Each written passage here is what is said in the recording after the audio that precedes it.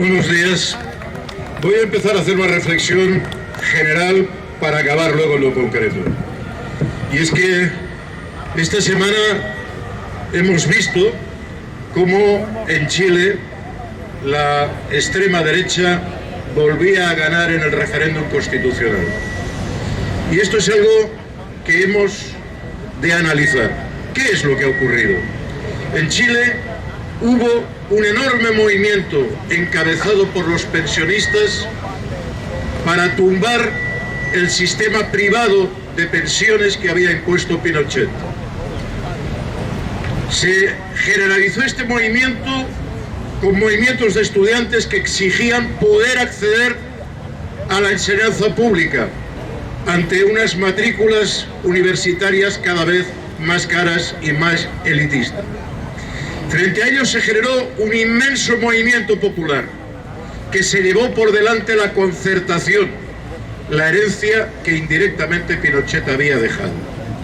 Ahora bien, todo ese proceso de movilización quedó liderado por Boric, un líder estudiantil formado en una fundación de un tal Soros, un político posmoderno, que sí consiguió ganar ampliamente las elecciones, pero que después sistemáticamente ha ido dejando caer todas y cada una de las reivindicaciones que planteaba el pueblo de Chile.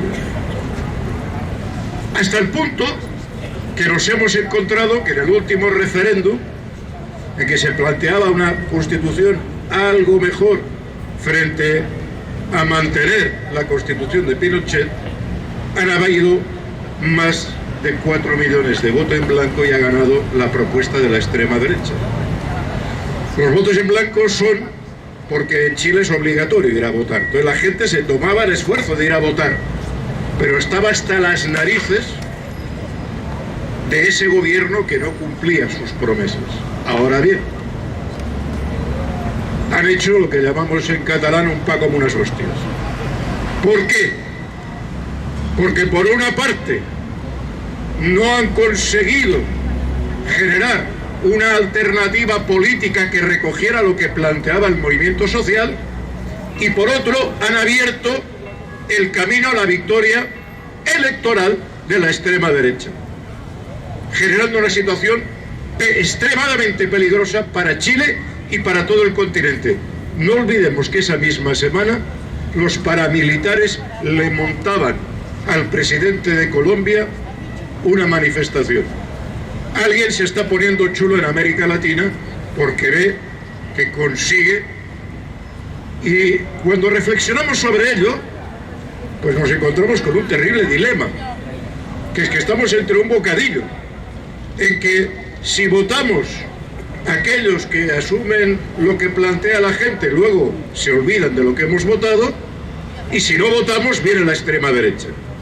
Y ante esta situación hay que actuar con inteligencia, no facilitando las cosas.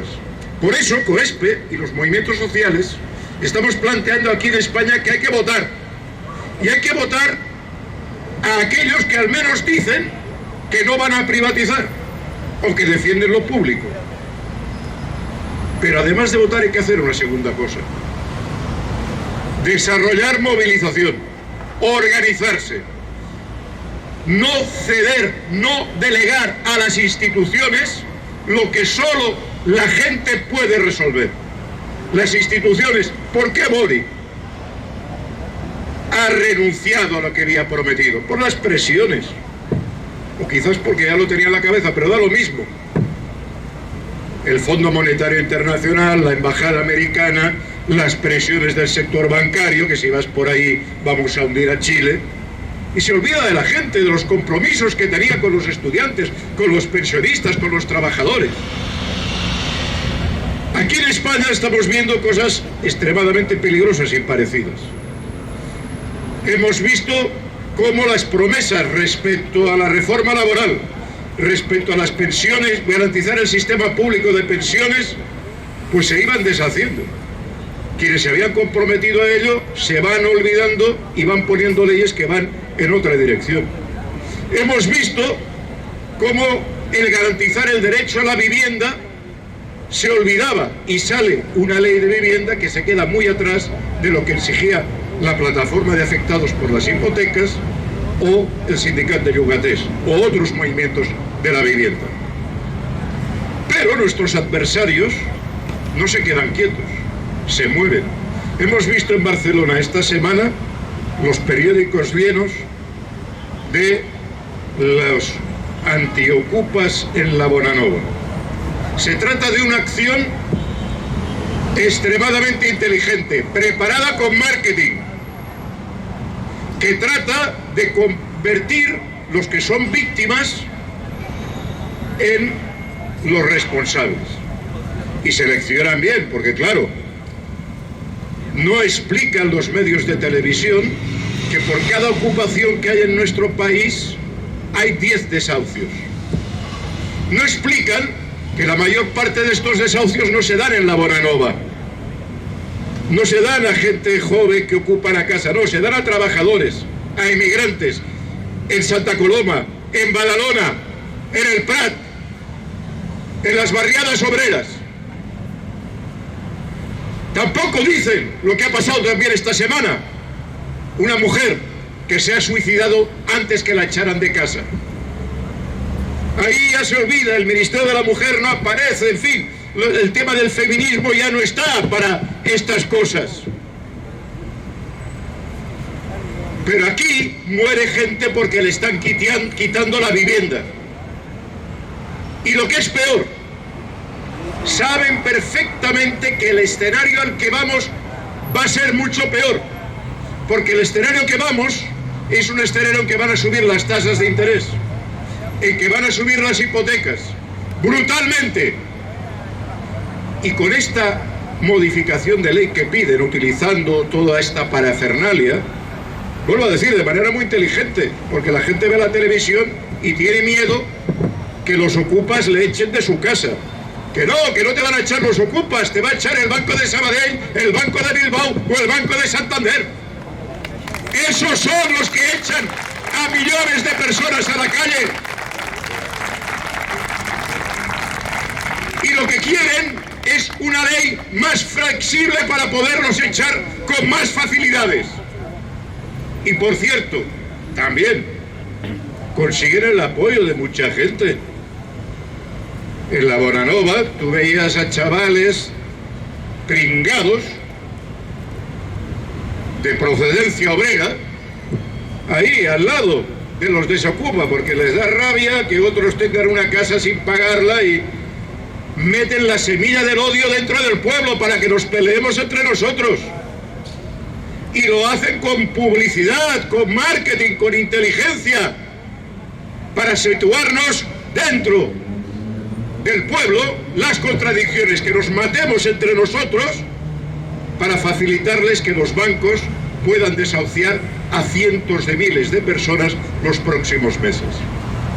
Y de nuevo nos encontramos con dificultades. Otra dificultad: la seguridad social está desbordada, no puede atender a la gente, faltan trabajadores. Desde el movimiento sindical alternativo y desde los movimientos sociales se ha planteado muy fácil: contraten a más gente, que atiendan. Porque falta gente en la seguridad social, falta gente en la sanidad, falta gente en la educación, falta profesorado. ¿Y qué es lo que hace Escrivá? Mirad qué listillo que es. En lugar de convocar plazas, se dirige a los funcionarios y les dice: mirad, os vamos a pagar 6 euros por cada persona que atendáis de más. Os vamos a poner horas extras. Y utilizan a esos trabajadores que están cobrando salarios bajos y que necesitan ampliar lo que cobran a fin de mes para ponerlos en contra de los otros trabajadores que querrían que se convocaran plazas y hubiera trabajo para todos. De nuevo la pelea la pleitean entre los de abajo. Y ahí los movimientos sociales hemos de ser extremadamente inteligentes para unir a la gente, para no caer en el juego que nos quieren poner. de unos contra otros entre nosotros. El movimiento pensionista ha trabajado para que esto no se produjera. Nos estamos esforzando para intentar llegar a los trabajadores y explicarles qué es lo que va a ocurrir con las pensiones si permiten, por ejemplo, el acuerdo que están tramando con las direcciones sindicales que facilitaría expandir en los convenios colectivos los sistemas privados de pensiones. Pero hemos de tener paciencia. No vamos a ver resultados en el corto plazo, porque en el corto plazo engañan a la gente. Tienen los medios de comunicación. Y por tanto, lo que nos queda es un trabajo de ir a los centros laborales, a los estudiantes, explicar lo que hemos repartido este 1 de mayo en las hojas. Queremos iros a explicar qué es la ley de pensiones, por qué las pensiones son parte de vuestro salario, trabajadores, por qué os habéis de empoderar desde las asambleas en los centros de trabajo, estés afiliado al sindicato que estés, y por qué tenéis que pensar con cabeza propia. Este trabajo puede dar resultados. Los ha dado en Francia. En Francia nuestras hermanas y hermanos están planteando una batalla brutal de David contra Goliat. Este 1 de mayo decíamos que nunca se había salido tanta gente a la calle. Lo intentan empequeñecer, pero ellos no se rinden. Han convocado el próximo 14 de julio a una nueva movilización nacional. Y el 14 de julio es el aniversario de la toma de la Bastilla. Tiene un gran poder simbólico respecto al nuevo monarca, Macron. Monarca montado por la Comisión Europea, por los oligarcas del Banco Central Europeo, por los fondos privados. Ellos quieren restituir otra vez otro tipo de monarquía que quite la palabra a la gente. Pero la gente recuerda sus tradiciones y de dónde viene y quiénes son.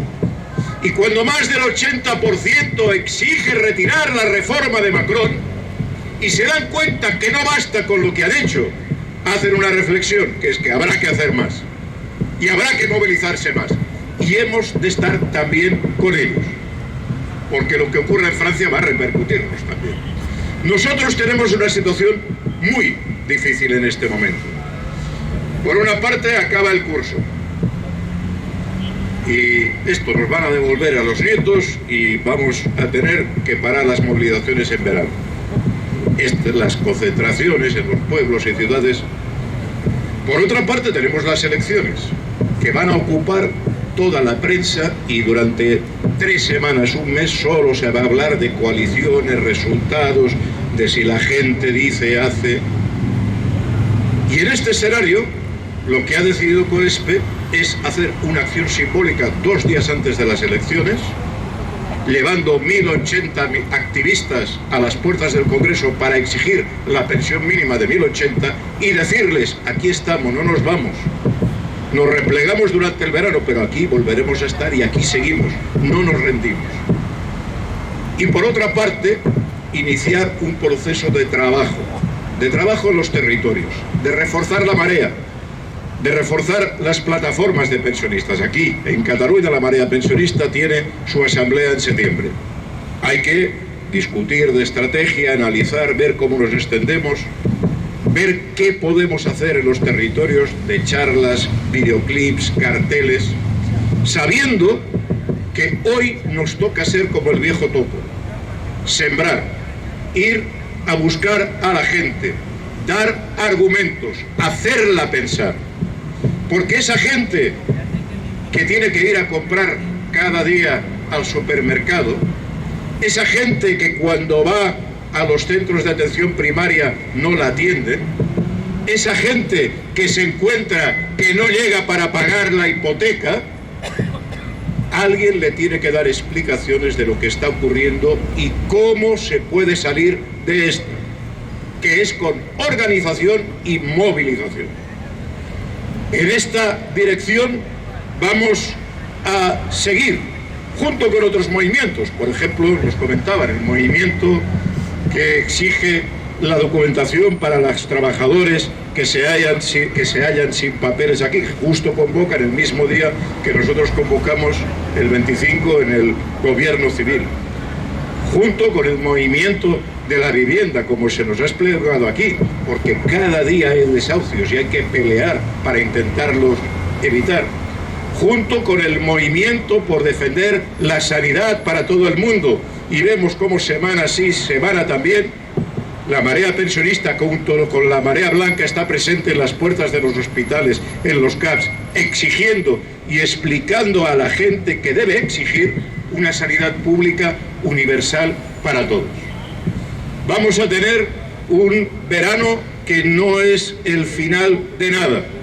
Es una nueva etapa en que vamos a seguir trabajando pueblo a pueblo, territorio a territorio, para ampliar la organización. Vamos a intentar buscar formas creativas para apoyar a los compañeros y compañeras franceses.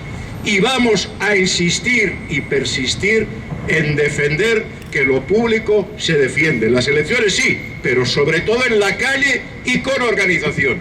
Que nadie se piense, y vuelvo a lo del principio, que el pueblo de Chile se pensó que con un nuevo presidente se había acabado el problema. Pues no. Si se les deja sueltos a los políticos, tienen una gran tendencia a olvidarse de la gente. Al día siguiente de las elecciones hay que seguir en la calle, hay que seguir exigiendo, hay que seguir presionando y recordando que gobierne quien gobierne, las pensiones se defienden. Bien.